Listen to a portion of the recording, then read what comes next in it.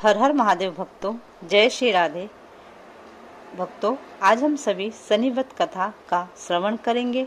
एक बार सभी प्रेम से शनि देव के याद करते हुए उनके श्री चरणों में नमन करते हुए फिर कथा प्रारंभ करेंगे।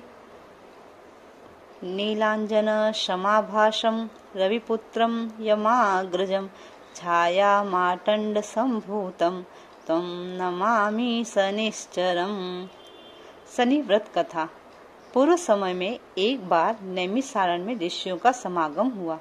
उस समय शौनकादिक ऋषियों ने श्री सूर्य जी से पूछा, हे महर्षि, आप हमें शनिदेव की कथा और महिमा का वृत्तांत कहें, जो हम ऋषियों को सुनने की परम कामना है। सूर्य जी ने कहा, हे ऋषियों, शनिदेव को कौन नहीं जानता है। इनकी शक्ति सृष्टि के कण कण में व्याप्त है। एक शनि महाराज ही ऐसे देवता हैं जिसकी शुभ दृष्टि से सब मंगल ही मंगल होता है, तो एक ही अशुभ दृष्टि पर समस्त सृष्टि राख के ढेर में बदल सकता है। समस्त प्राणियों को सुखी संपन्न करने वाले और हर प्रकार के कष्ट को मिटाने वाले शनि महाराज ही हैं। 5702 वर्ष पूर्व विक्रमी संवत के आरंभ काल के में चंद्रवंशी राजा याति के वंश में एक महाप्रतापी गंधर्वपाल नामक राजा हुए थे। उनकी पत्नी योग सिद्धा एक साध्वी, पतिपरायण और विदुषी स्त्री थी। राजा ने चंद्रमा और मंगल की दशा में समस्त उत्तराखंड के राजाओं को अपने अधिकार में कर लिया। जब शनि की बारी आई तो ज्योतिषियों ने राजा को शनिदेव की शांति के लिए दानवत करने की सलाह दी, किंतु हठी और अभिमानी राजा ने उनकी एक न मानी, उल्टे सभी को खरी खोटी सुनाई। इस पर शनिदेव और भी क्रोधित हो गए। चारों ओर से शत्रुओं ने राजा पर आक्रमण कर दिया। राजा की नगरी शत्रुओं के कब्जे में गई। राजा अपने सेना सहित वीर गति को प्राप्त हुआ। राजा की मृत्यु के बाद उसका पुत्र धर्मपाल व पत्नी योग सिद्धा नगर को त्याग कर किसी तरह बच निकले। अनेक वर्षों तक वन वन भटकते रहे। कंदराओं में रहते व घास फूस पर विश्राम करते, कंदमूल खाते।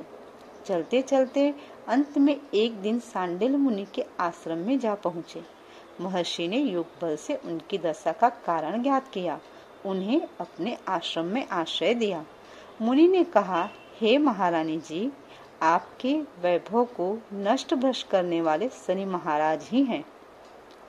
उन्हीं के प्रकोप से आप लोग ऐसे कष्ट पा रहे हो। अब मेरी बात मानो, शनिदेव की पूजा और व्रत करना आरंभ करो। निश्चय ही इससे आपके सभी कष्टों का निवारण होगा। मुनि की आज्ञा को मानकर राजकुमार और महारानी ने उसी दिन से शनिवार का व्रत करना शुरू किया। दोनों भगवान सदाशिव और शनि की पूजा करते। धूप दीप नैवेद्य से पूजा करने के बाद पीपल वृक्ष में कच्चे सूत को लपेटकर फेरी देते। इसके बाद आरती करते और प्रसाद चढ़ाते। सब लोगों को उसका वितरण कर स्वयं भी प्रसाद ग्रहण करते।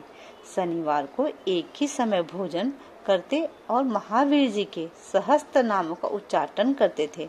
16 शनिवार का व्रत करने के बाद ही उन्हें कुछ चमत्कार दृष्टिगोचर होने लगा। एक दिन राजकुमार अपनी माँ के पास बैठा था। वो पिता की याद में बहुत दुखी था। बार बार शनिदेव को उलाहना दे रहा था।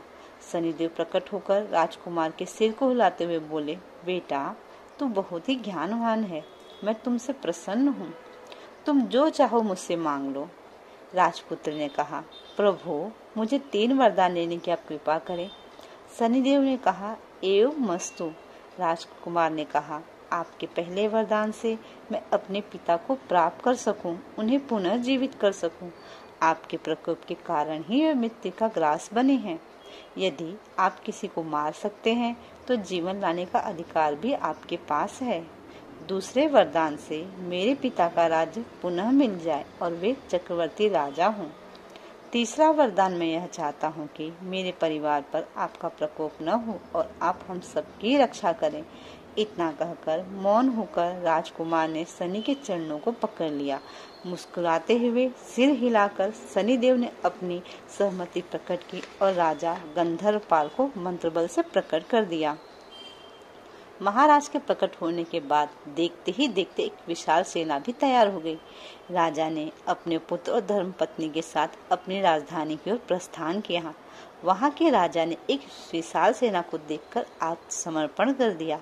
महाराज ने उसे क्षमा कर दिया और प्राणदान देकर राज से निकल जाने को कहा।